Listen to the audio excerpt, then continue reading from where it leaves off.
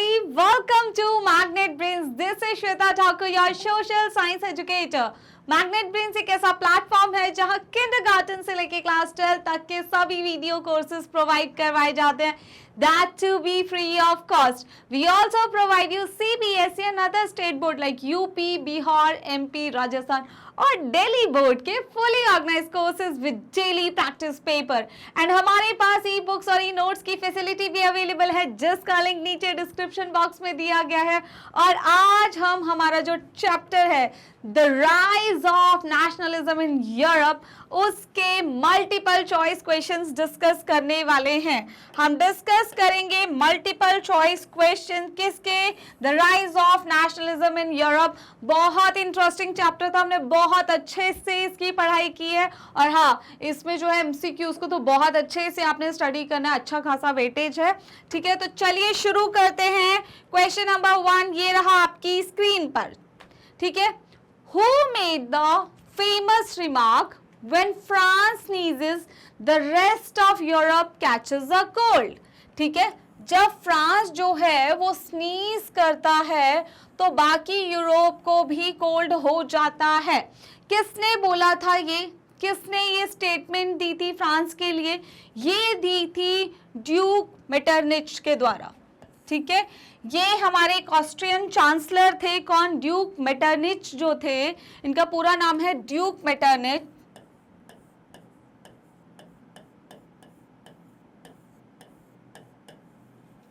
इन्होंने ये स्टेटमेंट दी थी किसको लेके? फ्रांस को लेके। क्योंकि हमने देखा था जब जुलाई रेवोल्यूशन हुआ था कहाँ पे, फ्रांस में, तो उसके बाद सेम उसी को देखते हुए एक रेवोल्यूशन हुआ कहाँ पे, बेल्जियम में हुआ, राइट। उसके बाद जो है ग्रीक में हुआ। तो पूरा जो उसका इम्पैक्ट है बाकी यूरोपियन कंट्रीज में भी देखने को मिला था। तो कुछ भी हलचल फ्रांस में होती थी तो उसका जो इम्पैक्ट है पूरे यूरोप में देखने को मिलता था। इसका मतलब ये है, और ये दी थी हमारे मेटरनिच ने, राइट। ऑप्शन नंबर ए जो है वो आपका राइट आंसर है। ठीक है, ये है हमारे ड्यूक मेटरनिच।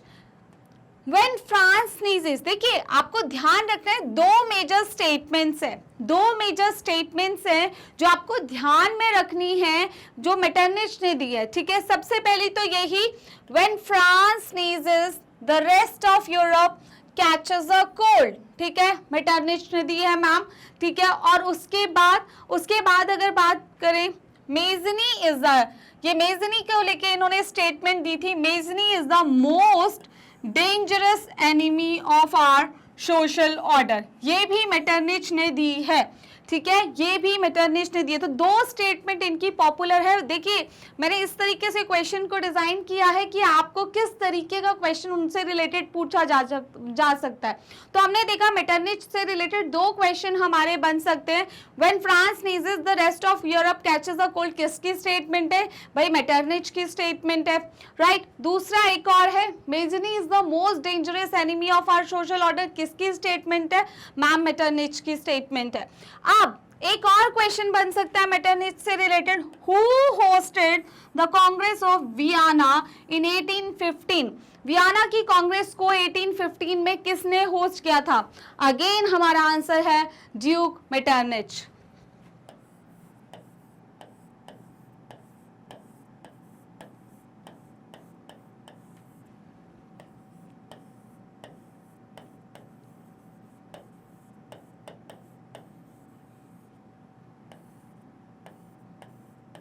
राइट, तो इन तीनों क्वेश्चन के आंसर हैं हमारे मैम ड्यूक मेटरनिच। हम अच्छे से एग्जाम में कर सकते हैं। तो क्वेश्चन पूछा जा सकता है, who hosted the Congress of Vienna 1815 में, तो हमें पता है किसने की थी? ड्यूक मेटरनिच ने की थी। तो ये तीनों क्वेश्चन उनसे रिलेटेड हैं, राइट। चलिए नेक्स्ट क्वेश्चन है, गुआसेपे मजीनी जो है हमारे, founded the secret underground society named young Europe. तो यंग यूरोप करके जो सीक्रेट सोसाइटी थी उसको उन्होंने कहाँ पे? देखिए हमारे जो मेजनी जी थे उन्होंने दो सीक्रेट सोसाइटी बनाई थी मैम, एक बनाई थी यंग इटली एंड दूसरी बनाई थी यंग यूरोप। ये एक इटालियन रेवोल्यूशनरी थे। ठीक है, दो थी इनकी, एक थी यंग इटली एंड दूसरी थी यंग यूरोप।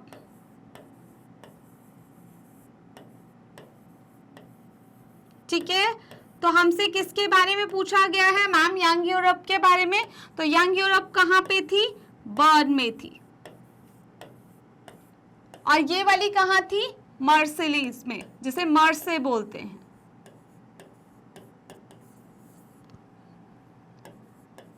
चलिए ठीक है। तो अगर हम देखें ग्वासेपे मजीनी जो है, इन्होंने 2 अंडरग्राउंड सीक्रेट सोसाइटीज बनाई थी। एक बनाई थी मैम यंग यूरोप, एक बनाई थी यंग इटली। ऐसे भी आ सकता है कि 2 कौन सी सीक्रेट सोसाइटीज थी जो बनाई गई थी, किसके द्वारा? मजीनी के द्वारा। तो 2 सीक्रेट सोसाइटीज जो थी, एक तो यंग इटली थी और दूसरी यंग यूरोप थी। ठीक है, मर्से में थी, ये मार्सिलीज आप बोलेंगे लेकिन ये मर्से बोलते हैं। एंड यंग यूरोप जो है वो बर्न में थी। तो ये आपकी 2 सीक्रेट सोसाइटी आपको मेजनी से रिलेटेड याद रखना है। कौन थे ये एक इटालियन रेवोल्यूशनरी थे। कौन थे ये? एक इटालियन रेवोल्यूशनरी थे। जब कंजर्वेटिव्स दबाने की कोशिश कर रहे थे, ठीक है, तो उस टाइम पे कुछ जो हमारे इस तरीके के रेवोल्यूशनरीज थे वो सीक्रेट सोसाइटीज बना रहे थे। हमने पढ़ा था उसी टाइम ड्यूरेशन में इन्होंने भी सीक्रेट सोसाइटीज जो है वो बनाई थी। तो आपका आंसर है बी, बर्न। राइट। चलिए,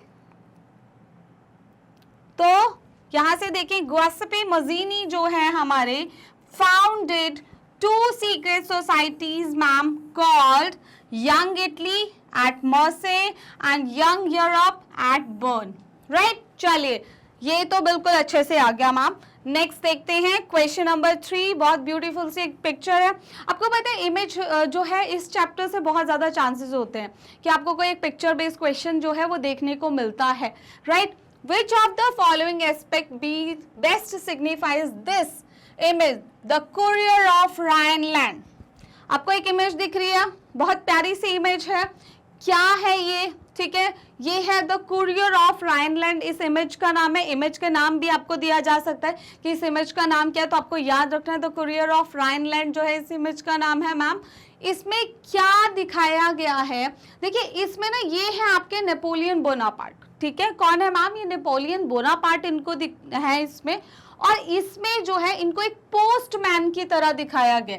किसकी तरह दिखाया गया है? पोस्टमैन की तरह।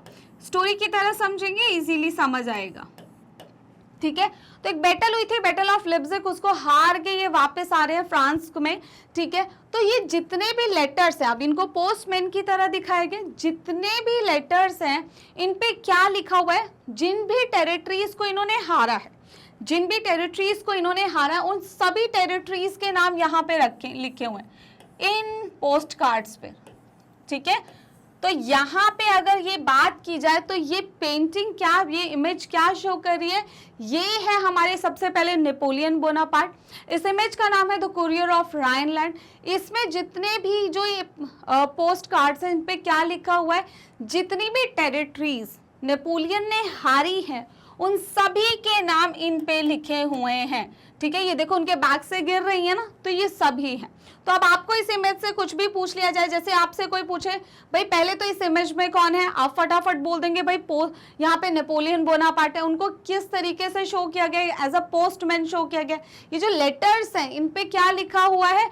Lost territories. जितनी भी टेरिटरीज उन्होंने गंवाई हैं वो इन पे उन सभी टेरिटरीज के नाम मैम लिखे गए हैं, आप लिख सकते हैं। उसके बाद इस इमेज का नाम क्या? The courier of Rhineland. Right, तो ये सारी इंफॉर्मेशन है इस इमेज के बारे में। कुछ भी आपको आज आप बता सकते हैं। तो इसमें क्या पूछा गया? Victories of Napoleon? नहीं, विक्ट्रीज की बात नहीं की गई है।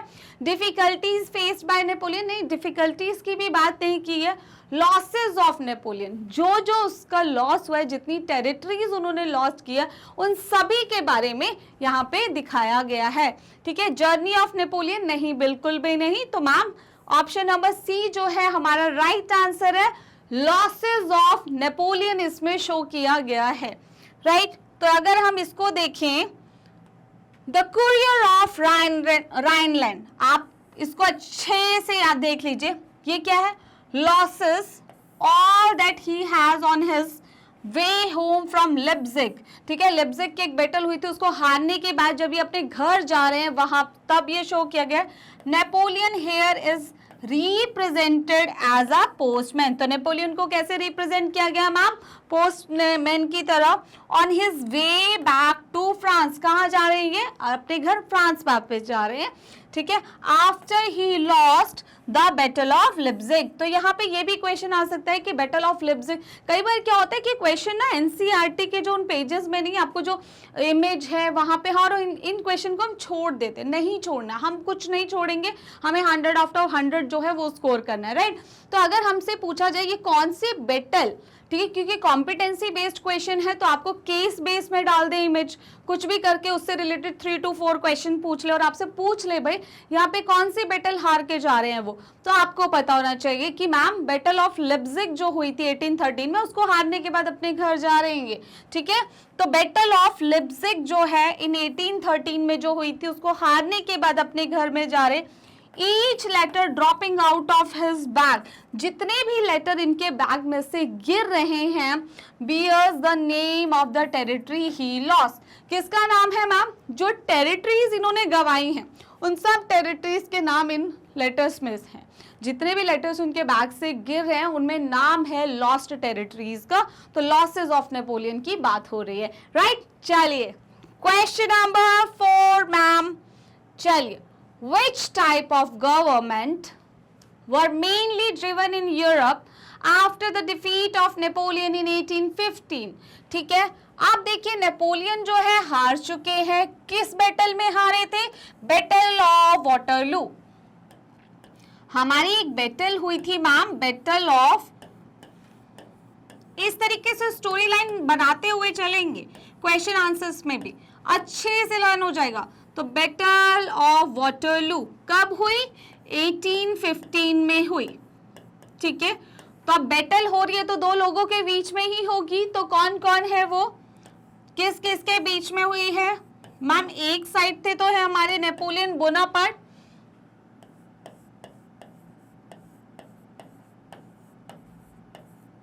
नेपोलियन,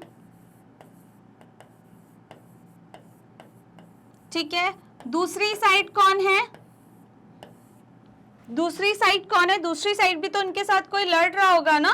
तो मैम दूसरी साइड थी पराग कंट्रीज, प्रैप कंट्रीज, सॉरी प्रैप कंट्रीज में Prussia, Austria, Russia and Britain,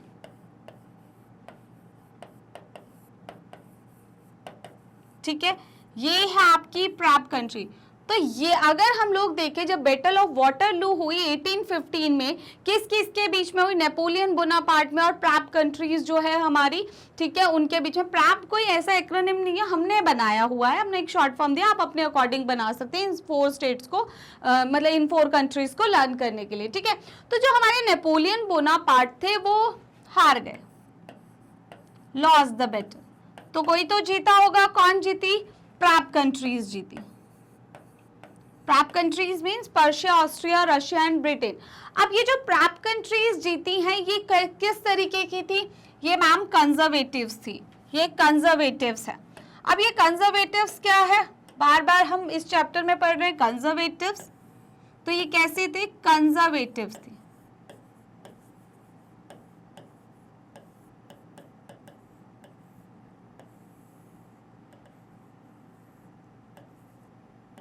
ठीक है। तो ये कैसी थी? कंजर्वेटिव थी।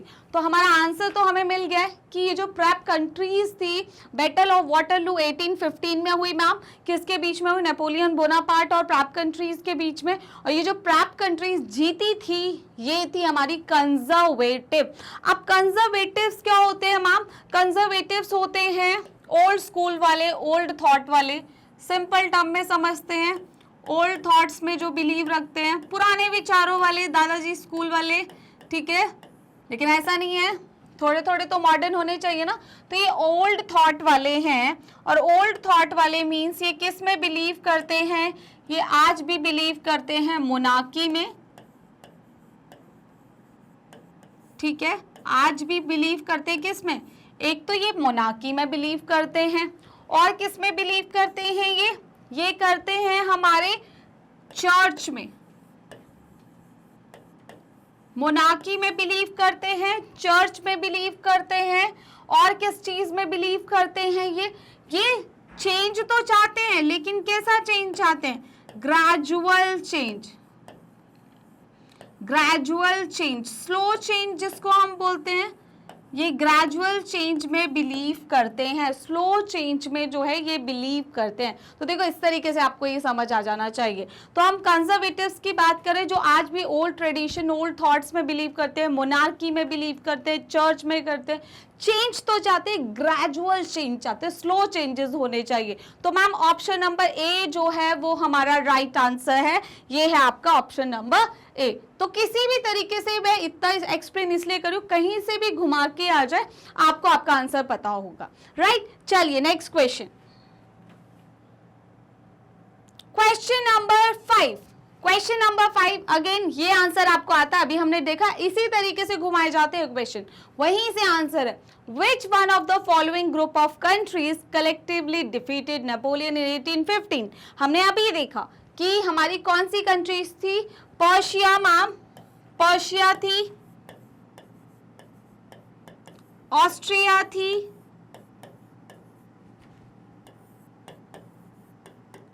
रशिया थी एंड ब्रिटेन थी। ऑस्ट्रेलिया से कंफ्यूज नहीं करना है, ऑस्ट्रेलिया से बिल्कुल भी कंफ्यूज नहीं करना है।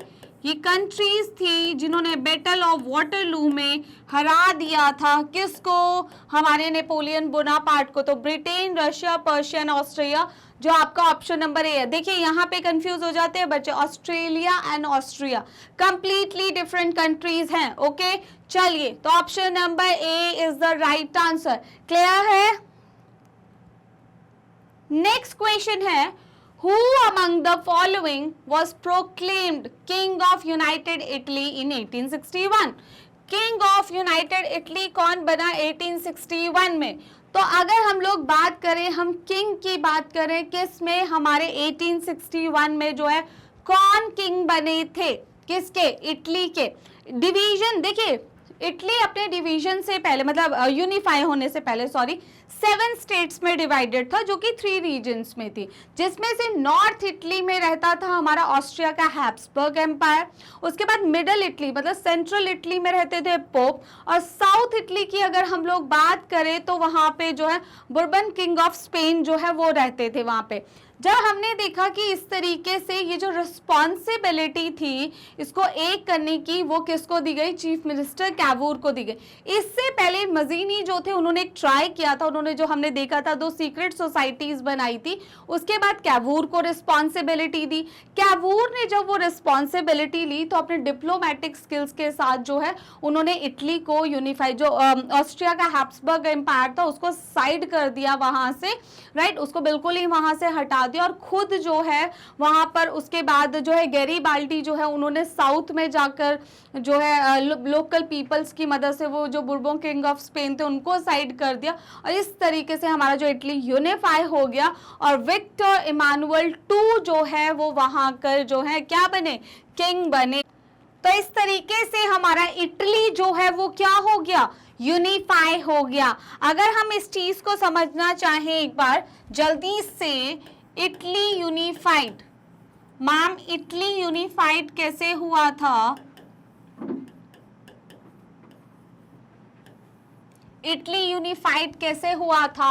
अगर हम लोग देखें, हमारा जो ऑस्ट्रिया था, सॉरी इटली था, वो 7 स्टेट्स में डिवाइडेड था। हमारा जो इटली था वो 7 स्टेट में डिवाइडेड था,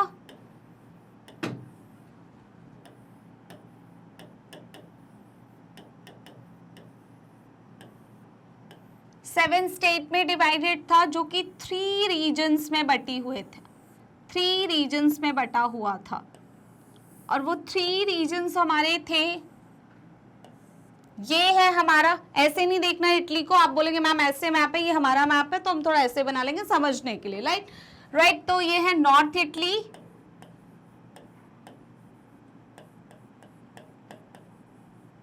ये है हमारा सेंट्रल इटली,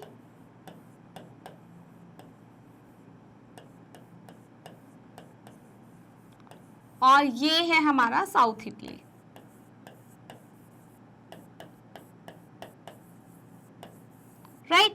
अगर हम लोग अभी बात करें तो नॉर्थ इटली में कौन रहता था हमारा? Austrian Habsburg empire, Austrian Habsburg.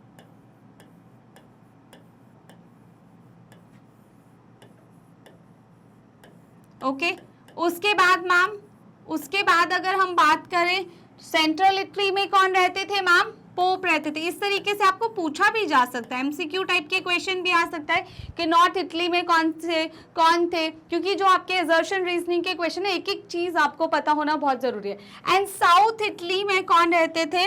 बुर्बोन king रहते थे, लेकिन कहाँ के?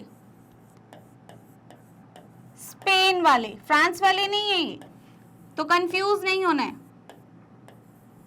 ठीक है।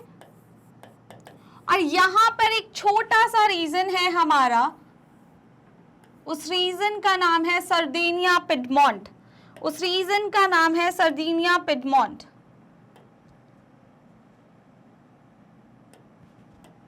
यहां पे एक रीजन है हमारा और इस रीजन का नाम है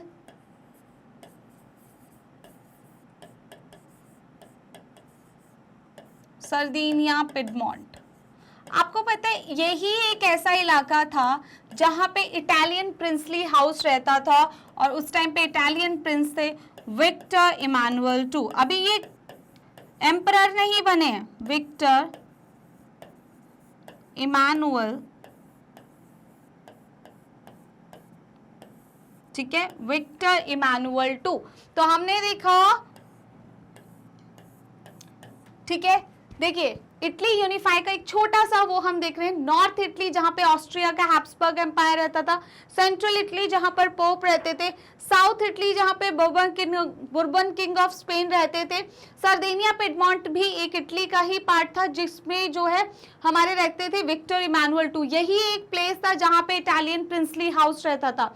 जब अगर हम लोग यहाँ की बात करें तो क्या हुआ, ऑस्ट्रियन हैब्सबर्ग एम्पायर, ठीक है, ऑस्ट्रियन हैब्सबर्ग एम्पायर को साइड जो किया गया वो किसने किया? चीफ मिनिस्टर कैवूर के द्वारा। किसने किया? चीफ मिनिस्टर कैवूर, क्योंकि इन्हीं को रिस्पॉन्सिबिलिटी दी गई थी। कैवूर ने अपने जो है डिप्लोमेटिक स्किल्स के थ्रू जो है ऑस्ट्रिया के हैब्सबर्ग एम्पायर को वहां से हटा दिया। अब आते हैं साउथ इटली में, तो साउथ इटली में एक जो मेन पर्सन आए वो थे गैरीबाल्डी, ठीक है, गैरीबाल्डी। उन्होंने लोकल पीपल की मदद से जो है वहां पे जो है बर्बन किंग ऑफ स्पेन को साइड कर दिया, ठीक है। तो इस तरीके से आपको इजीली कुछ भी पूछा जाए इसमें से आप अच्छे से एक्सप्लेन कर सकते हैं, राइट। और पोप तो ऑटोमेटिकली खुद ही वहां से चले जाएंगे और इस तरीके से 1861 में जो है विक्टर इमानुअल टू को एम्परर डिक्लेयर कर दिया गया।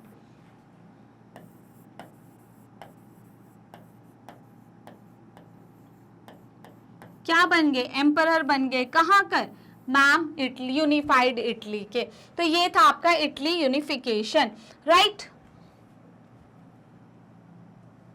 चलिए नेक्स्ट देखते हैं हम नेक्स्ट क्वेश्चन, क्वेश्चन नंबर 7। आपको मैच करने हैं column 1 and column 2 and select the correct answer जो है आपको लेके आना है। देखिए लापते, यहाँ पात्रे नहीं है, ये लापते है। लापते का मतलब क्या होता है? इट्स अ फ्रेंच टर्म, अगर हम लोग बात करें, जिसका मतलब होता है the fatherland, the fatherland.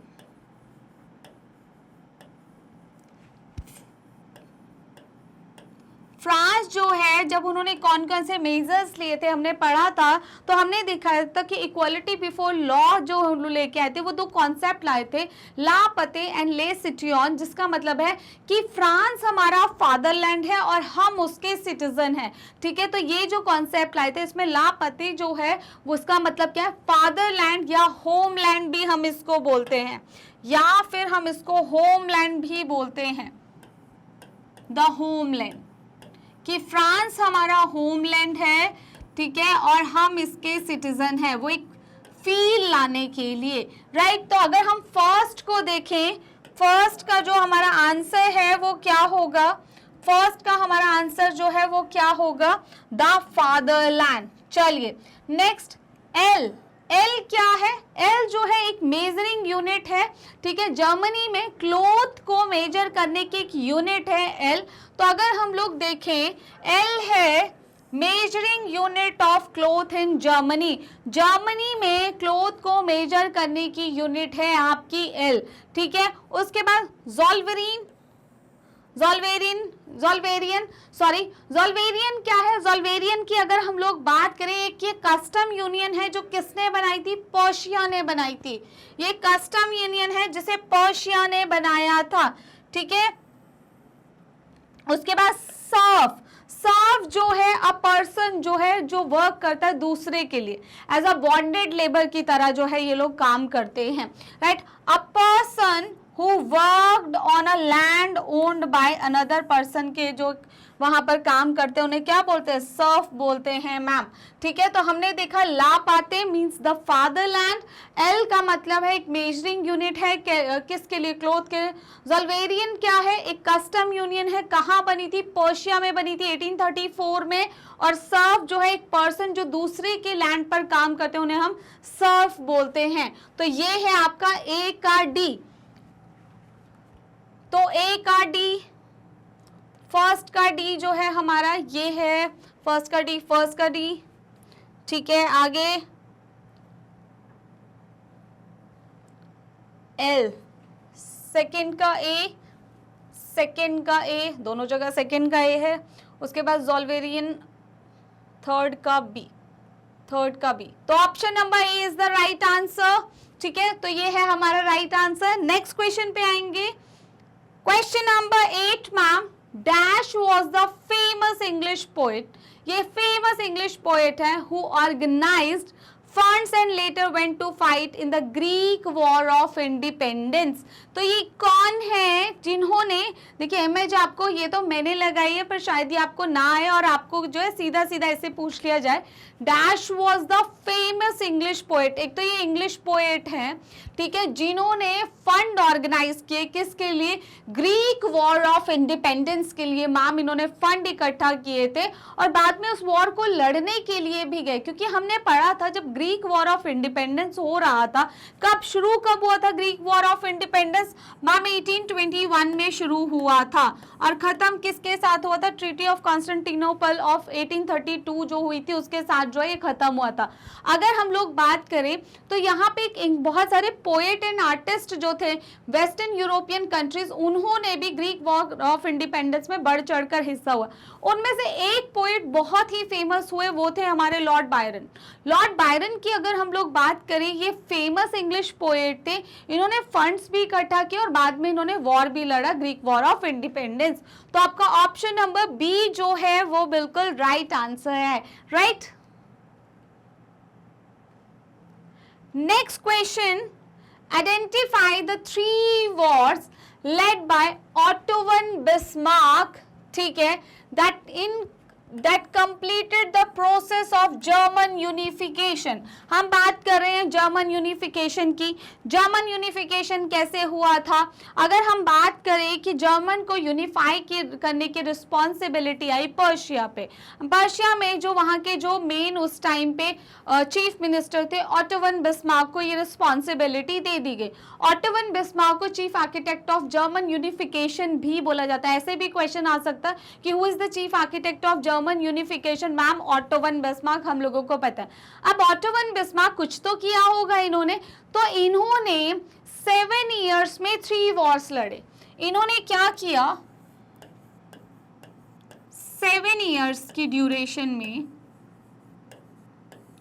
3 Wars लड़े,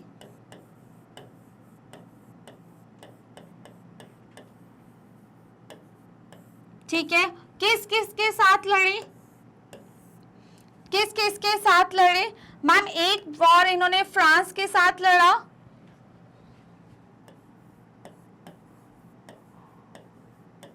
दूसरा इन्होंने ऑस्ट्रिया के साथ लड़ा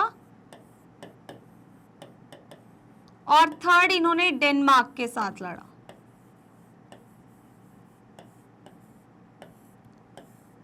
राइट। तो इन्होंने 7 ईयर्स में कितने वॉर लड़े? 3 वॉर्स लड़े, एक फ्रांस के साथ, एक ऑस्ट्रिया के साथ और एक डेनमार्क के साथ। ये जो हैं 3 वॉर्स इन्होंने लड़े, ठीक है। तो यही क्वेश्चन है, आइडेंटिफाई द 3 वॉर्स, कितने सालों में? 7 ईयर्स में। वॉर कितने हैं? 3 हैं। ऑटो वन बिस्मार्क ने कौन कौन से वॉर लड़े? जर्मन यूनिफिकेशन, ऑस्ट्रिया, डेनमार्क और फ्रांस। फ्रांस, ऑस्ट्रिया, इंग्लैंड, हमें हमारा आंसर पता है, वो है ऑस्ट्रिया, डेनमार्क एंड फ्रांस के साथ जो है इन्होंने 3 वॉर्स लड़े। तो ऑप्शन नंबर ए जो है आपका राइट आंसर है। नेक्स्ट है हमारा question number 10, which of the following aspect best signifies this image? कौन सा एस्पेक्ट इस इमेज को जो है बेस्ट दिखा रहा है? ये क्या है आपका? क्या ये round table conference of at London है? हम बात कर रहे हैं स्टोरी ऑफ, मतलब हमारा जो चैप्टर है वो द नेशनलिज्म इन यूरोप है, और हम लोग राउंड टेबल कॉन्फ्रेंस तो हमारी नेशनलिज्म इन इंडिया में है, राइट? तो ये तो नहीं है। कॉन्स्टिट्यूएंट असेंबली ऑफ इंडिया बिल्कुल भी नहीं, वहां की बात भी नहीं ये हो रही है। The Frankfurt parliament in the church of Saint Paul जो है वो है, यस बिल्कुल यही है। ऑप्शन नंबर सी जो है वो आपका राइट है, ये फ्रैंकफर्ट पार्लियामेंट है, ठीक है। ये फ्रैंकफर्ट पार्लियामेंट है और यहाँ देखिए जर्मनिया की इमेज भी लगी हुई है। यहाँ पे जो अपर गैलरी है वहां पे आपको वुमेन्स भी दिखेंगी, लेकिन वुमेन्स का क्या रोल है? हमने देखा था वुमेन्स को कोई राइट नहीं दिए गए थे। वुमेन्स को इसमें जो आपसे पूछा जा सकता है, एक इस इमेज में वुमेन्स का क्या रोल है? वो जस्ट एक ऑब्जर्वर की तरह हैं, बस देख सकती हैं, कुछ कर नहीं सकती हैं, ठीक है। तो वुमेन्स का सिर्फ इतना रोल है कि वो एक ऑब्जर्वर है। वो क्या है? सिर्फ और सिर्फ एक ऑब्जर्वर का रोल प्ले कर रही है। The Frankfurt parliament in the church of Saint Paul जो है ये वो इमेज है। तो option number C is the right answer.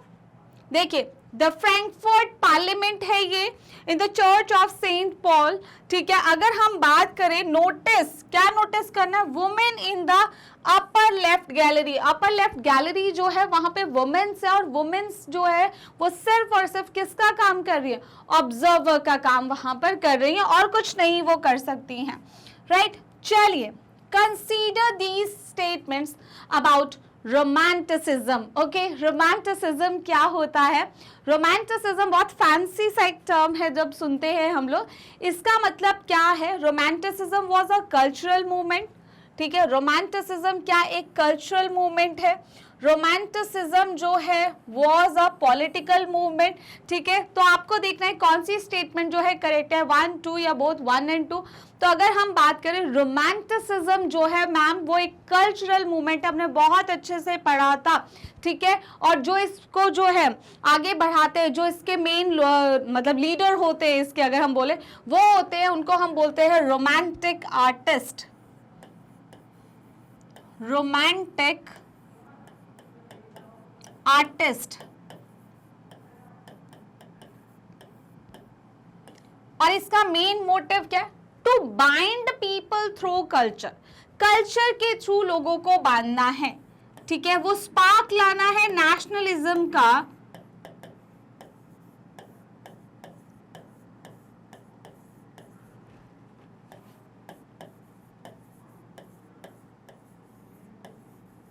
Shared culture. Ma'am ये शेयर्ड कल्चर क्या है? मैम ये कल्चर क्या होता है? तो अगर हम लोग बात करें कल्चर में जो है क्या क्या आ जाता है, अगर हम कल्चर को फोकस करें, हमारे जो फोक म्यूजिक है, folk music,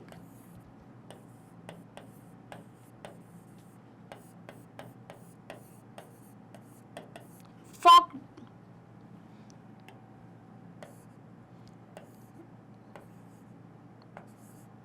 okay, folk music,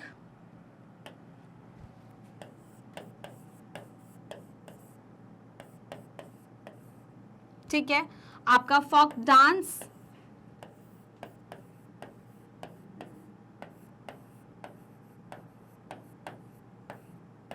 right. हमारे जो इंस्ट्रूमेंट्स हो गए, फोकलोर्स हो गई,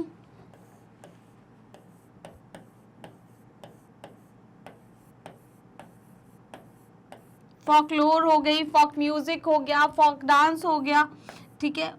ये सब जो चीजें हैं हमारी, राइट, ये सब जो है ये क्या है, हमारा कल्चर का पार्ट है। लैंग्वेज क्या है मैम, हमारे कल्चर का पार्ट है, राइट। तो हम बात कर रहे हैं रोमांटिक आर्टिस्ट जो होते हैं, रोमांटिसिज्म कल्चरल मूवमेंट होती है to bind people through culture के।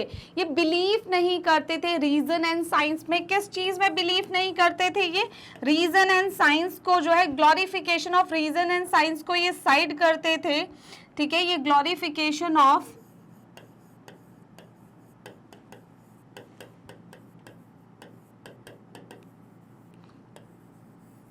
रीजन एंड साइंस में बिलीव नहीं करते हैं ये,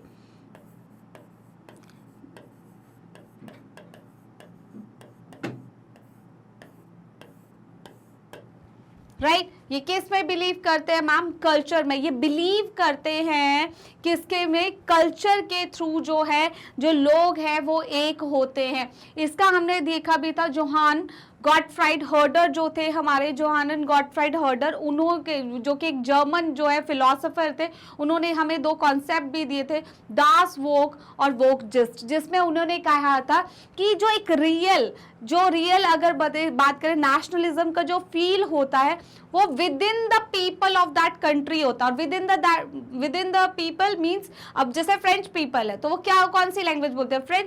वो उनके अंदर से, उनसे कोई फ्रेंच छीनेगा तो उन्हें कितना बुरा लगेगा, right.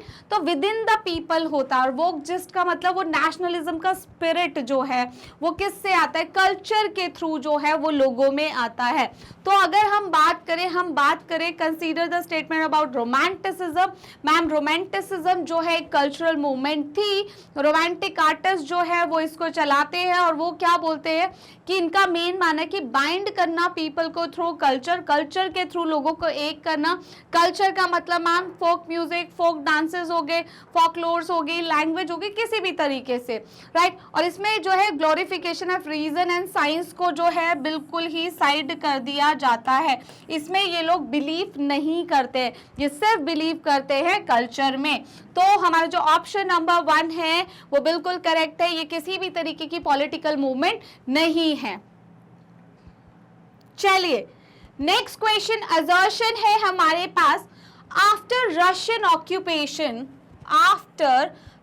Occupation in Poland the Russian language was imposed on its people। ये भी रोमांटिसिज्म का ही पार्ट है।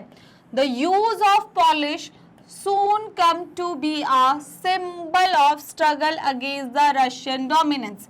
अगर हम लोग बात करें यहाँ पर, हमारा मेन मुद्दा है कि यहाँ पे आफ्टर रशियन ऑक्यूपेशन, जब रशिया ने किसको ऑक्यूपाई कर लिया था, अगर हम बात करें रशिया को, हमने पढ़ा था जब हमारी बैटल ऑफ वाटरलू हुई थी 1815 में, तो उसके बाद जो हमारी जो प्राप कंट्रीज थी वो जीत गई थी। पर्शिया, रशिया, ऑस्ट्रियन, ब्रिटेन जीत गए थे।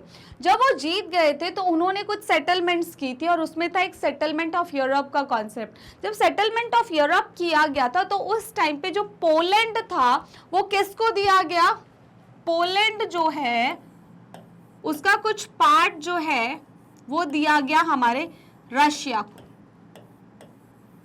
ठीक है।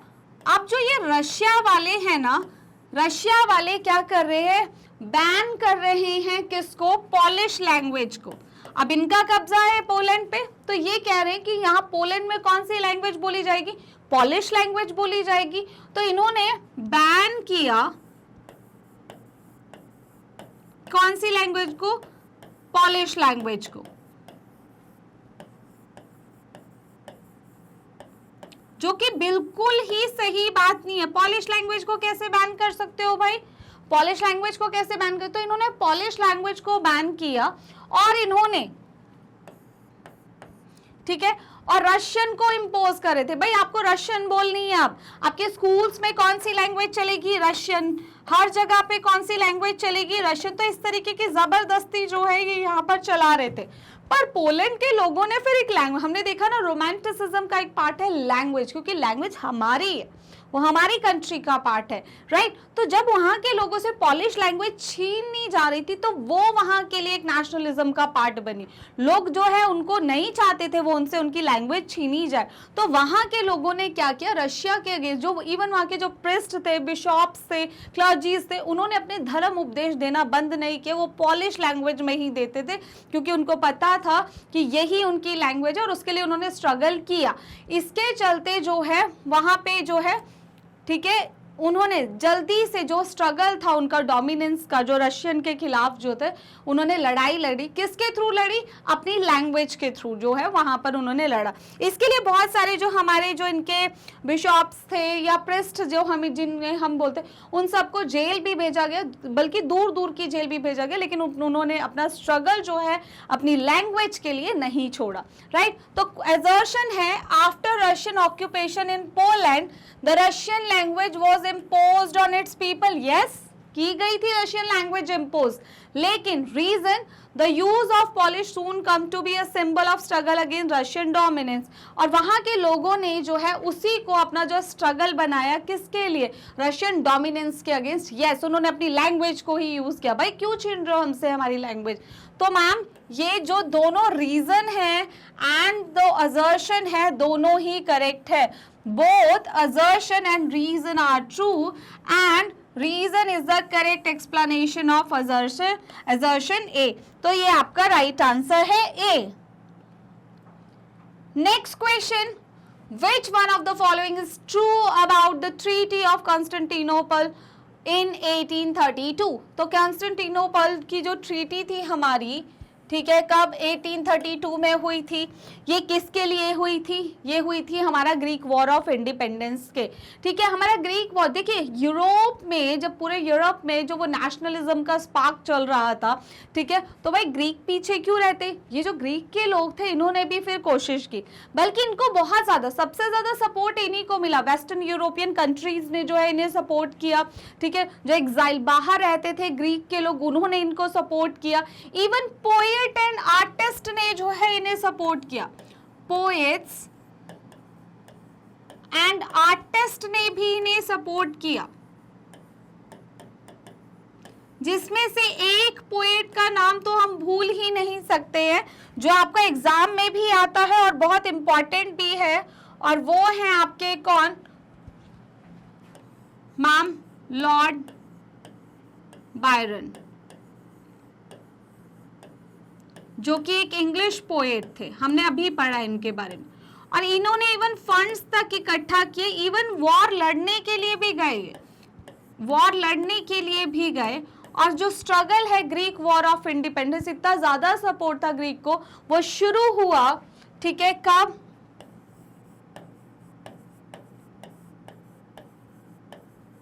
ग्रीक वॉर ऑफ इंडिपेंडेंस जो है उसके लिए एक सही तरीके से स्ट्रगल जो है 1821 में शुरू हुआ, ठीक है। 1821 में शुरू हुआ तो फिर खत्म कब हुआ? ट्रीटी ऑफ कॉन्स्टेंटिनोपल की जो है हमारी, उसके साथ जो है 1832 में, और इससे ग्रीक को जो है एक इंडिपेंडेंट नेशन डिक्लेयर किया गया इस ट्रीटी में। तो it recognised Greece as an independent nation, right. Option number B जो है वो आपका राइट आंसर है। चलिए ma'am, next question, question number 14।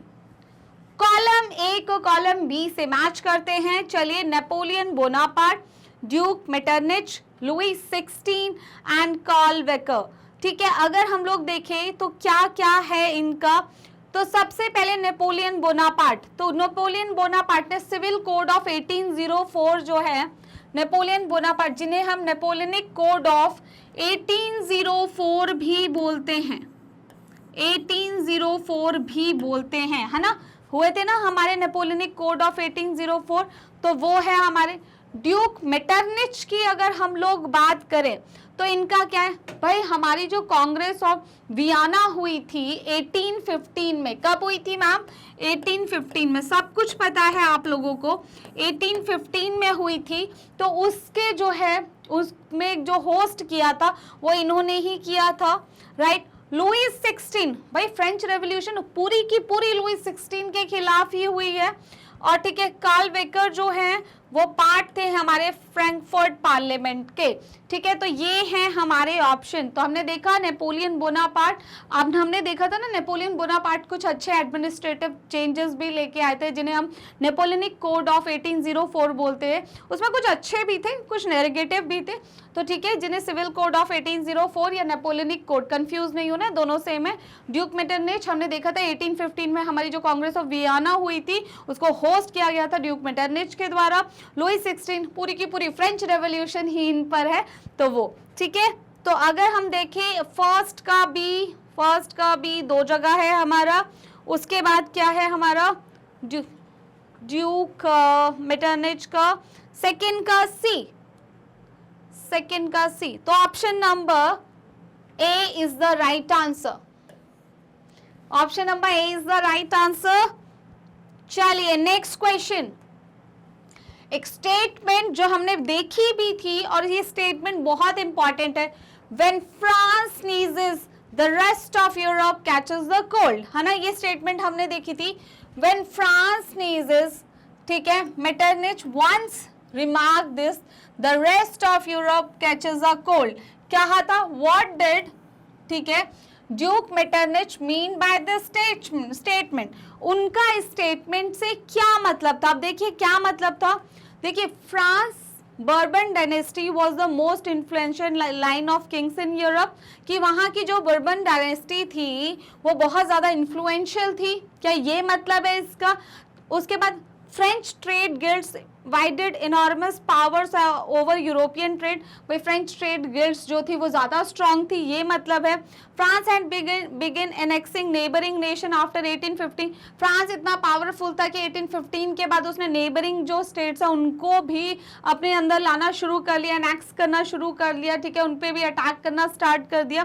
France nationalist movement inspired other nation, तो इसका जो राइट आंसर है, देखिए फ्रांस में कोई भी नेशनलिस्ट मूवमेंट होती थी वो इंस्पायर करती थी अदर नेशंस को भी, राइट। जैसे कि हमने देखा जब जुलाई रेवोल्यूशन ऑफ 1830s हुआ था तो इसका इम्पैक्ट बेल्जियम पर भी देखने को पड़ा, बेल्जियम में भी उसका स्पार्क पड़ा और उसके साथ ग्रीस में भी देखने को पड़ा। तो इस तरीके से अगर देखें तो फ्रांस में कोई भी एक्टिविटी होती थी तो उसका इन्फ्लुएंस जो है वो, कोई भी नेशनलिस्ट एक्टिविटी होती थी तो उसका इन्फ्लुएंस बाकी कंट्रीज पर भी देखने को मिलता था। तो France nationalist movement inspired other Nations को भी वो इंस्पायर करते थे, राइट। तो क्वेश्चन आंसर नंबर डी जो है आपका राइट आंसर है। नेक्स्ट क्वेश्चन की साइड चलते हैं। Next question, question number 16, which one of the following revolution is called the first expression of nationalism, right? कौन सा है हमारा, बहुत सीधा सीधा क्वेश्चन है। हमारी एनसीईआरटी में जब ये चैप्टर शुरू होता है तो पहली लाइन ही आती है, the first expression of nationalism जो मिला था। ऐसा थोड़ी है कि इंडिया में नेशनलिज्म बहुत बाद में हुआ, तो जो फर्स्ट एक जो कंबाइंड एफर्ट था, जो नेशनलिज्म का जो फील आया था वो फ्रेंच रेवोल्यूशन से आया था। कहाँ से आया था मैम, फ्रेंच रेवोल्यूशन से आया था। तो ये क्वेश्चन बहुत सीधा सीधा है, which of the following revolutions is called as the first expression of nationalism, ma'am French revolution. तो ऑप्शन नंबर ए जो है वो आपका राइट आंसर है। उसके बाद आते हैं क्वेश्चन नंबर 17 पर। चलिए, read the facts regarding the revolution of liberals ने जो की थी इन यूरोप में ड्यूरिंग 1848 की बात कर रहे हैं, and choose the correct option. तो लिबरल्स जो है वो मूवमेंट्स कर रहे थे, ठीक है, बहुत कुछ चाहते थे वो लोग भी, तो चेंजेस चाहते थे उसके। कभी लिबरल्स की मूवमेंट चलती ही रहती थी, कंजर्वेटिव्स पे लिबरल्स मूवमेंट करते थे, कंजर्वेटिव सप्रेस करते थे। मूवमेंट सप्रेशन यही चल रहा है, हम देख रहे हैं पूरे चैप्टर में यही चल रहा है कि लिबरल्स जो हैं उठे हुए हैं, वो क्या करते हैं, वो फ्रीडम के लिए स्ट्रगल करते हैं, फिर वो थोड़ा जीत जाते हैं, थोड़ा बहुत सही चलता है, फिर कंजर्वेटिव्स आ जाते हैं, फिर उनको सप्रेस कर देते हैं। तो ये जो साइकिल है पूरा टाइम चलता ही रहा है। तो लिबरल्स जो है उनके अगर 1848 की अगर हम मूवमेंट की बात करें तो क्या क्या जो है उसके रिगार्डिंग करेक्ट है, एब्डिक्शन ऑफ द मोनार्क, ठीक है, मोनार्क जो है वो हट गए हैं अब, ठीक है। Universal male suffrage had been proclaimed, universal male suffrage, जो मेल है उनको जो है वोटिंग राइट दिए गए, इसका मतलब है यस बिल्कुल उनको वोटिंग राइट दिए गए थे इस टाइम पीरियड में। पॉलिटिकल राइट्स दिए गए, वुमेन वर गिवन, इसको साइड में करते हैं। फ्रीडम ऑफ प्रेस की भी इन्होंने बात की थी, यस इन्होंने फ्रीडम ऑफ प्रेस एसोसिएशन की जो है बात की थी, हमने देखा था। तो देखिए मोनार्क तो हट चुके हैं, बिल्कुल ऐसा हुआ था लिबरल के इस मूवमेंट के थ्रू। यूनिवर्सल मेल सफरेज मिला था, यस मेल्स को जो है वोटिंग राइट्स मिले थे, वुमेन्स को नहीं मिले थे। वुमेन्स का पूरा एक्टिव रोल था डेमोन्स्ट्रेशन में, एसोसिएशन में, इवन वुमेन्स ने अपने न्यूज़पेपर तक पब्लिश किए, बहुत कुछ किया, पॉलिटिकली एक्टिव रही वुमेन्स, लेकिन वुमेन्स को ये राइट्स नहीं दिए गए, इवन लिबरल्स के द्वारा भी नहीं दिए गए। जब हमने देखा था, हम फ्रैंकफर्ट पार्लियामेंट वाला जो वो इमेज भी देख रहे थे, तो वुमेन्स का क्या काम था, सिर्फ एज अ ऑब्जर्वर वो काम थी, मतलब देख सकती थी, उनका कोई रोल नहीं था वोटिंग में। तो मेल सफरेज तो मिला, लेकिन political rights to the women were given, बिल्कुल नहीं, वुमेन्स को पॉलिटिकल राइट्स मैम नहीं दिए गए थे, राइट। उसके बाद तो अब हम देखें, freedom of press has been asked, yes ये तीनों जो है ठीक है, 1, 3 और 4 जो है आपके करेक्ट ऑप्शन है। तो आपका हो गया first, second and fourth, only first, second and fourth are correct. तो ऑप्शन नंबर डी जो है वो आपका करेक्ट आंसर है। चलिए नेक्स्ट क्वेश्चन, ये ब्यूटीफुल सी इमेज है किसकी, जर्मेनिया की, ठीक है। Which of the following aspect best signifies this image of Germania? तो अगर आप देखें जर्मेनिया की जो ये इमेज है, ये क्या दिखा रही है आपको, देखिए ये जो इमेज है हमारी जर्मेनिया की, ये आपको फ्रैंकफर्ट पार्लियामेंट में भी देखने को मिली होगी। अगर हम लोग देखें तो फ्रैंकफर्ट पार्लियामेंट वाला जो हमारा क्वेश्चन है, जब आप उस इमेज को ध्यान से देखोगे, वहां पर भी क्या लगी हुई है, जर्मेनिया की जो है वो इमेज लगी हुई है, ठीक है। तो जर्मेनिया की जो है ये जो इमेज शो करती है क्या मैम, हीरोइज्म एंड जस्टिस को शो करती है। तो जर्मेनिया की ये इमेज जो है किसको शो करती है, हीरोइज्म एंड जस्टिस। तो ऑप्शन नंबर ए जो है वो आपका राइट आंसर है। देखिए, the artist prepared this painting of Germania on a cotton banner, किस पे बनी हुई है ये, कॉटन बैनर पे बनी है। As it was meant to hang from the, क्यों बनाई गई थी, ये ceiling of the church of Saint Paul, Saint Paul की जो चर्च थी, वेयर द फ्रैंकफर्ट पार्लियामेंट जो है हमारी कन्वीन्ड हुई थी मार्च 1848 में, ठीक है। तो आपसे इससे रिलेटेड और क्वेश्चन देखिए, ये तो हमें पता है ये क्या शो कर रही हैं, ये हीरोइज्म एंड जस्टिस को शो कर रही हैं। अब आपसे पूछा जाए कि फ्रैंकफर्ट पार्लियामेंट वाली ही इमेज जो है वो लगा दी जाए, तो वहाँ पे आपसे पूछ सकते हैं कि ये किस चीज़ को कब लगाई गई थी, मतलब कहाँ पर लगाने के लिए इस इमेज को बनाया गया था जर्मेनिया की। तो हम बोल सकते हैं कि ये कॉटन का जो है बैनर, कॉटन के बैनर पे जर्मेनिया की इमेज बनाई गई थी, जो कि हमारी जो फ्रैंकफर्ट पार्लियामेंट हुई थी वहां पर हैंग करने के लिए, राइट। तो ये किसको शो कर रही है, हीरोइज्म एंड जस्टिस को, ठीक है। चलिए next question, by which of the following treaties was the United Kingdom of Great Britain formed.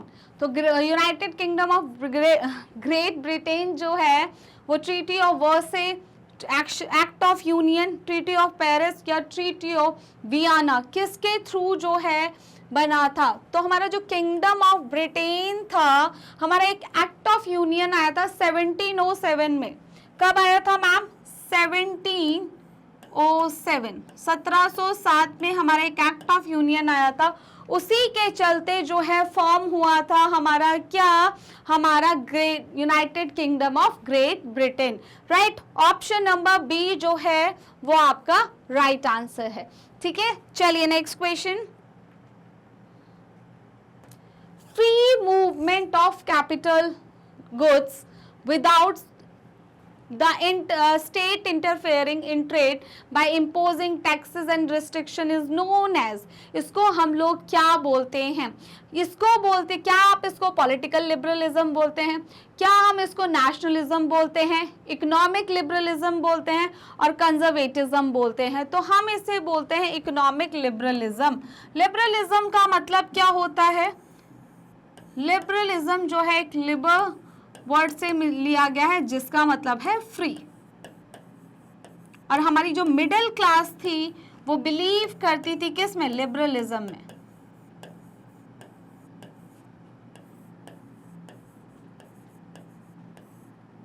Right हमारी जो मिडिल क्लास है मैम वो बिलीव करती थी किसके आइडिया में? लिबरलिज्म के आइडिया में जो है वो बिलीव करती थी। एंड इकोनॉमिक लिबरलिज्म की बात करें तो हमारी जो इकोनॉमी में कब जो है हम फ्री फील करेंगे, ठीक है, जब किसी भी तरीके का रिस्ट्रिक्शन नहीं होगा किस पे? ट्रेड पे। किसी भी तरीके का मैम रिस्ट्रिक्शन नहीं होगा तभी तो हमें अच्छा फील होगा, हम ट्रेड कर पाएंगे, खुल के व्यापार कर पाएंगे। किसी तरीके की रिस्ट्रिक्शन नहीं होगी, किसी तरीके के टैक्स, वो कहते हैं ना अनगिनत टैक्स, अगर लॉजिकल टैक्सेस है चलेगा, वह अंधाधुंध टैक्सेस लगाए जाए तो वो ठीक नहीं है, तो वो कहाँ से मतलब इकोनॉमिक लिबरलिज्म हुआ, ठीक है। तो free movement of capital, goods and services जो होंगी विदाउट स्टेट के इंटरफेरेंस के, मतलब स्टेट का कोई इंटरफेरेंस नहीं होगा इन ट्रेड बाय इम्पोजिंग। अब स्टेट कैसे इंटरफेयर करती है? या तो टैक्स लगा के या किसी तरीके के रिस्ट्रिक्शन लगा के। अगर वो सब नहीं होगा तो क्या होगा? इकोनॉमिक लिबरलिज्म आएगा। किसी भी तरीके की रोक टोक नहीं होगी, रुकावटें नहीं होगी, किसी तरीके का टैक्स नहीं होगा, तो वो होगा मैम हमारा economic liberalism. Option number C जो है वो आपका राइट आंसर है, ठीक है। चलिए next question, question number 21। Which of the following aspect of Bismarck is known as in this image? आपको एक इमेज दिख रही है, ठीक है, ये एक इमेज है और ये है बिस्मार्क। कौन से बिस्मार्क? मैम ये ऑटो वन बिस्मार्क है, ये आर्किटेक्ट ऑफ जर्मनी है, ऑटो वन।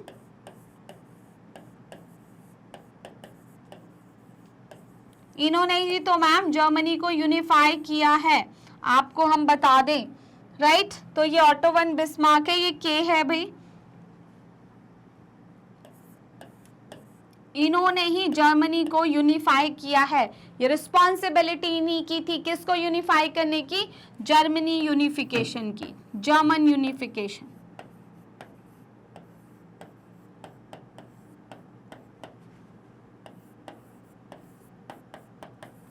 कैसे किया था इन्होंने जर्मन यूनिफिकेशन? मैम इन्होंने 7 इयर्स में 3 वॉर्स लड़े थे, 7 इयर्स में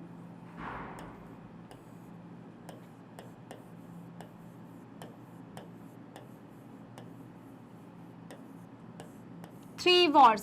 किस किस के साथ? फ्रांस,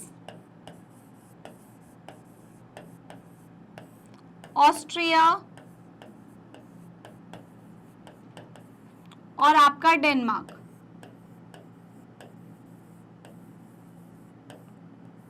ठीक है। तो इन 3 कंट्रीज के साथ जो है इन्होंने वॉर किए थे। अब क्वेश्चन क्या है कि इस इमेज में कौन सा पार्ट दिखाया गया? भाई चाबुक है उनके हाथ में, तो कैसा होगा? His violent and strict nature, sympathetic तो बिल्कुल भी नहीं है, सिंपैथी ऐसे मार के सिंपैथी बिल्कुल नहीं, okay. His democratic nature, democratic तो नहीं है। His violent and strict nature जो है वो शो किया जा रहा है थ्रू दिस इमेज, राइट। चलिए बिस्मार्क है ये, ठीक है, बाकी तो इससे रिलेटेड और कुछ नहीं है, बस हाँ इनका स्ट्रिक्ट नेचर जो है वो शो किया जा रहा है। तो option number B is the right answer ma'am. चलिए क्वेश्चन नंबर 22 जो है वो आता है हमारी स्क्रीन पर। Which one of the following claim that true German culture was discovered among the common people? Das Volk, ठीक है। चलिए जी, हमें जो है एक कॉन्सेप्ट, जब हम रोमांटिसिज्म पढ़ रहे थे तो हमें 2 कॉन्सेप्ट मिले थे, ठीक है। एक जर्मन फिलोसोफर थे हमारे,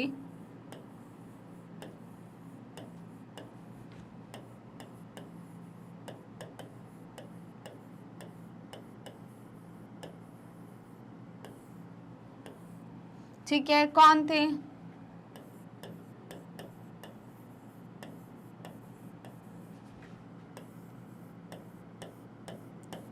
गॉटफ्राइड जोहान गॉटफ्राइड हर्डर, ठीक है। इन्होंने 2 कॉन्सेप्ट हमें दिए, ठीक है मैम, इन्होंने हमें 2 कॉन्सेप्ट दिए थे। एक था हमारे पास दास वोक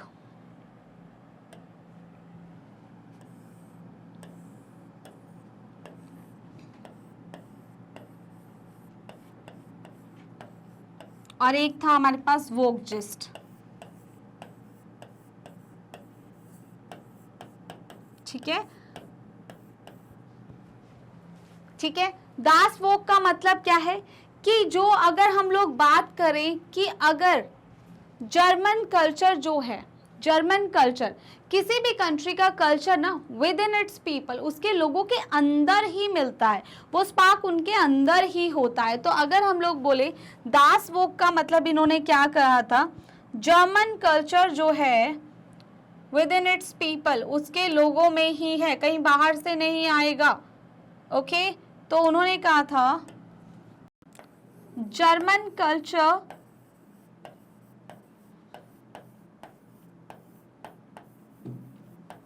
विद इन द पीपल। ठीक है, जर्मन कल्चर जो है वो कहाँ देखने को मिलेगा, उसके लोगों के अंदर ही देखने को मिलेगा ना, जर्मन के लोगों के अंदर ही देखने को मिलेगा। ठीक है, तो वो था दास वोक। और वोकजिस्ट का स्पिरिट ऑफ द नेशनलिज्म।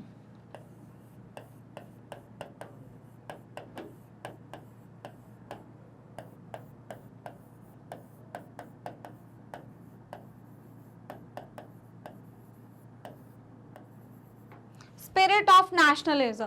ठीक है, स्पिरिट ऑफ नेशनलिज्म जो है वो कहाँ देखने को मिलेगा, वो भी कहाँ पे देखने को मिलेगा, वो जर्मन लोगों में ही देखने को मिलेगा। तो ये जो दो कॉन्सेप्ट थे ये हमारे लेके आए थे Johann Gottfried Herder. Option number D जो है वो आपका राइट आंसर है। चलिए नेक्स्ट क्वेश्चन पे आते हैं ma'am. Which one of the following attributes stands for willingness to make peace? Willingness make to peace जो है वो कौन दिखाता है, ब्रेस्ट प्लेट विद ईगल। ठीक है, एक ब्रेस्ट प्लेट है जो कि उस पे बना हुआ है ईगल, वो शो करता है। Olive branch around the sword, एक ऑलिव ब्रांच है अराउंड द स्वॉर्ड। अगर हम लोग बात करें ब्रोकन चेन, ब्रोकन चेन हमने क्या पढ़ा था, बीइंग फ्रीड को शो करता है। ब्रोकन चेन क्या शो करता है मैम, बीइंग फ्रीड।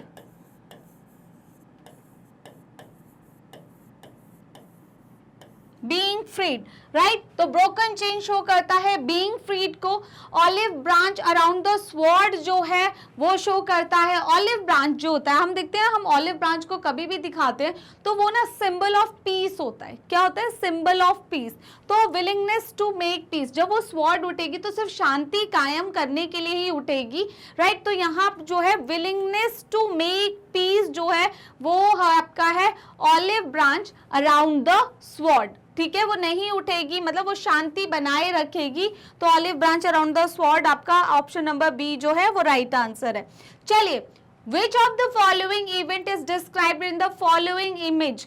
इस इमेज में जो है कौन से जो है इवेंट को दिखाया जा रहा है, कौन से इवेंट को दिखाया जा रहा है। अगर हम लोग बात करें signing off the treaty of Vienna को शो किया जा रहा है, founding of Europe in young Europe in burn 1833 में। देखिए यंग यूरोप हमारी एक सोसाइटी थी, यंग यूरोप और यंग इटली किसने फॉर्म की थी, मेज़नी ने फॉर्म की थी। तो क्या ये वो शो कर रहे हैं, या ग्वासेपे मेज़नी यूनिफाइंग इटली जो है वो शो कर रहा है, या none of the above show कर रहा है। अगर हम लोग बात करें तो ये जो है ये इमेज जो है ये किसकी है, founding of Young Europe in Bern in 1833। ठीक है, founding of Young Europe in Bern in 1833 जो है वो शो किया जा रहा है इसमें। तो ऑप्शन नंबर बी जो है वो आपका राइट आंसर है। नेक्स्ट क्वेश्चन देखिए, ग्वासेपे मेज़नी, ठीक है, and the founding of Young Europe, ठीक है, कहाँ पे फाउंड हुई थी ये मैम, बर्न में। तो ये इमेज आपको आएगी तो आपसे पूछा जा सकता है कि कौन सी सीक्रेट सोसाइटी जो है इसमें फॉर्म की गई, ऐसे पूछा जा सकता है।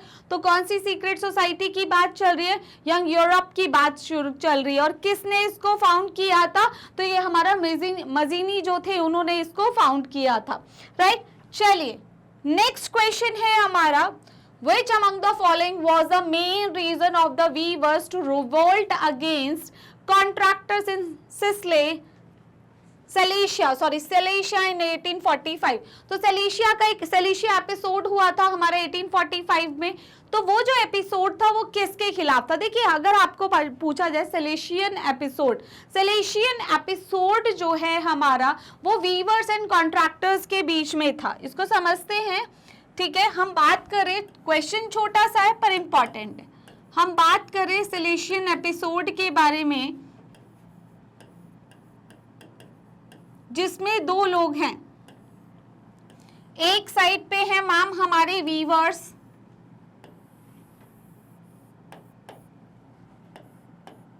ठीक है। एक साइड पे कौन है? हमारे वीवर्स,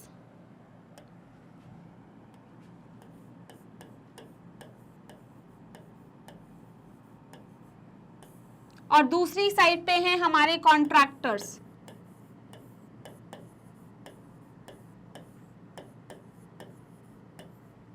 राइट, वीवर्स हैं एंड कॉन्ट्रैक्टर हैं। तो हम सेलेशियन एपिसोड ऑफ 1845 की बात करें, ये भी याद रखना है कब हुआ था? 1845 में। तो वीवर्स जो है उनकी डिमांड है उनकी वेजेस को लेकर, और कॉन्ट्रैक्टर तो मान ही नहीं रहे। और ये हुआ था 4th of June, exact date 4th of June 1845, और टाइमिंग भी एग्जैक्ट है भाई 2 PM, क्योंकि दी हुई है आपकी बुक में, ठीक है। तो 2 PM के टाइम पीरियड में जो है ये हुआ था क्या?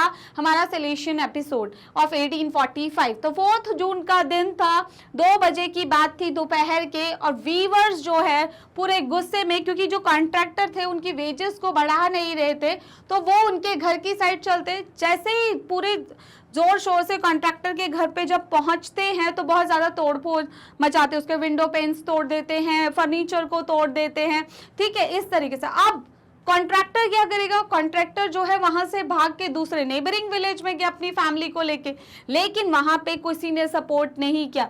नेबरिंग विलेज में मैम किसी ने भी उनको सपोर्ट नहीं किया। अब क्या होगा? जब नेबरिंग विलेज में उनको सपोर्ट नहीं किया जाएगा तो वापस कहाँ आएंगे? घर आए तो किसके साथ आए? मिलिट्री के साथ वापसी की। और इसमें भी नुकसान जो है रिवोल्ट करने वालों का ही हुआ।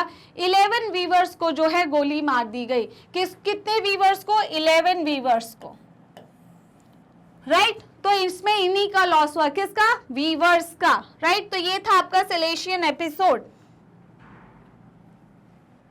अगर हम लोग बात करें contractors reduced there payment drastically, contractors जो थे उन्होंने जो पेमेंट्स थी वो बहुत ज्यादा रिड्यूस कर दी गई थी।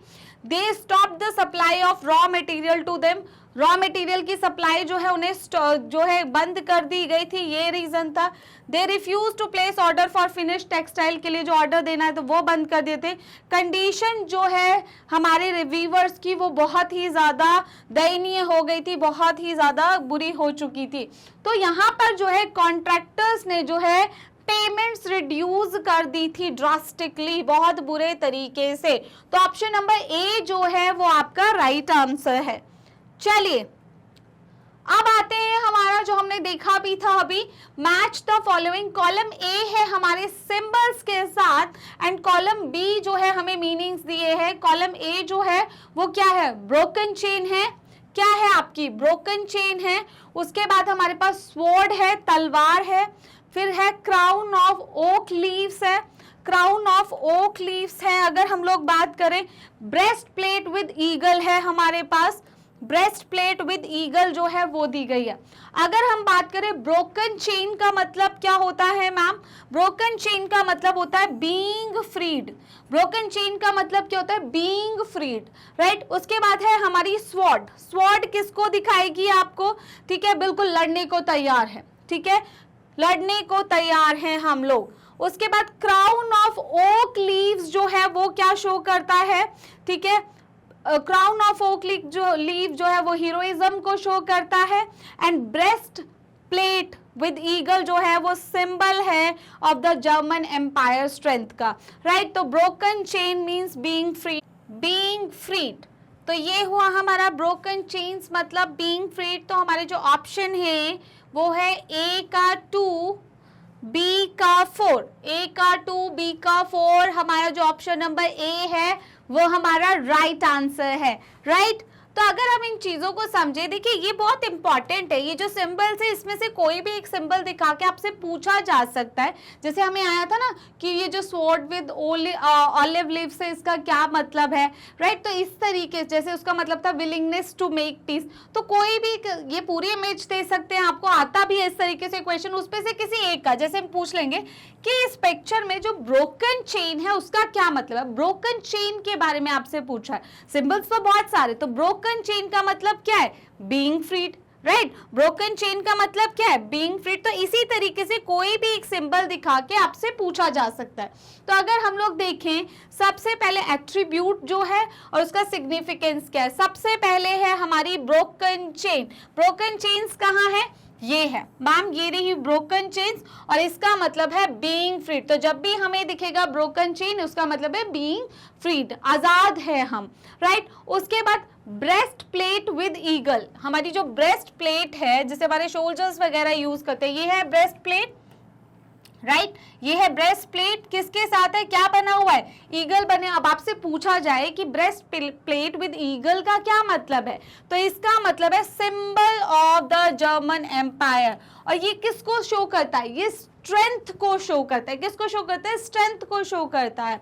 क्राउन ऑफ ओक लीव, ये आपको दिया हुआ है, क्राउन है हमारा, किसका क्राउन है, ओक लीव का जो है ये हमें क्राउन दिया गया है। इसका क्या मतलब है, हीरोइज्म इसका मतलब है, क्राउन ऑफ ओक लीव्स का मतलब है हीरोइज्म, राइट। उसके बाद अगर पूछा जाए स्वॉर्ड, एक तलवार जो है हमें दिखाई गई है, एक तलवार जो है वो हमें दिखाई गई है, और उस तलवार का मतलब क्या है, रेडीनेस टू फाइट, भाई लड़ने के लिए तैयार है, ठीक है। तो इसका मतलब क्या है, रेडीनेस टू फाइट। उसके बाद olive branch around the sword, अब यही स्वॉर्ड के अराउंड में ऑलिव ब्रांच भी लगी हुई है, ठीक है। तो इसका मतलब क्या है, स्वॉर्ड अकेले से अलग मतलब है, लेकिन उसके जो ऑलिव ब्रांच जब लगी हुई है तो वो पीस का सिंबल भी दे रहा है, right. Willingness to make peace, ठीक है, विलिंगनेस टू मेक पीस। तो ऑलिव ब्रांच, इसका एक हमने एमसीक्यू देखा भी था, olive branch around the sword, तो क्या है, विलिंगनेस टू मेक पीस है। उसके बाद अगर देखें, black red and gold try colour, ठीक है, हमें जो है ये देखिए, ये है ट्राई कलर, ब्लैक कलर दिख रहा है इसमें, मैम रेड कलर भी दिख रहा है, येलो, तो ये ट्राई कलर दिया हुआ है हमें, तीन कलर्स हमें दिख रहे हैं, ब्लैक रेड एंड येलो। इसका क्या मतलब है, flag of the liberal nationalist in 1848। तो ये लिबरल नेशनलिस्ट, पूछा जा सकता है कि ये जो फ्लैग है ये किसका फ्लैग है, कंजर्वेटिव्स लिख सकते हैं, आपको लिबरल नेशनलिस्ट लिखते हैं, किसी भी तरीके से आपको दिया जा सकता है। तो आपको ध्यान रखना है सबसे पहले तो ये जो फ्लैग है, ये फ्लैग है लिबरल नेशनलिस्ट का, in 1848 ban by the dukes of the German state ने जिसे बैन कर दिया था। अब उससे भी ब्यूटीफुल एक रेस दिख रही है, देखो ये रेस दिख रही है ना आपको, ये रेस आप ढूंढते ना रह जाए, कहेंगे मैम रेस कहाँ है, तो ये रही रेस, ठीक है। ये जो रेस दिख रही है, तो रेस ऑफ राइजिंग सन, उगता किरण, तो बिगिनिंग ऑफ न्यू एरा जो है, नए एरा, नई सदी की शुरुआत जो है वो आपको यहाँ पे दिख रही है। तो हमने इन सिंबल्स के मतलब देखे, ब्रोकन चेन मतलब being free, breast plate with eagle जो है सिंबल ऑफ जर्मन एम्पायर और स्ट्रेंथ हमें शो कर रहा है, क्राउन ऑफ ओक लीव हमें हीरोइज्म दिखा रहा है, स्वॉर्ड जो है रेडीनेस टू फाइट की बात कर रहा है, olive branch around the sword की अगर हम बात करें तो विलिंगनेस टू मेक पीस की बात करें, black red and gold try colour की अगर हम बात करें, ये फ्लैग था किसका मैम, लिबरल नेशनलिस्ट का था 1848 में, जिसे बैन कर दिया गया था ड्यूक्स ऑफ जर्मन स्टेट के द्वारा। और हमें अगर बात करें rays of the rising sun जो है वो beginning of a new era की बात कर रहे हैं। तो ये है आपके सिंबल्स और ये इनके मीनिंग, कुछ भी आए आप अच्छे से लिख सकते हैं, राइट। चलिए अब आते हैं the painting, very beautiful painting, the dream of world wide democratic and social Republic was prepared by whom, किसने इस इमेज को, हमारा जो चैप्टर स्टार्ट होता है इस ब्यूटीफुल सी पेंटिंग के साथ शुरू होता है। और अगर हम लोग बात करें इस पेंटिंग की, ये एक उटोपिया है,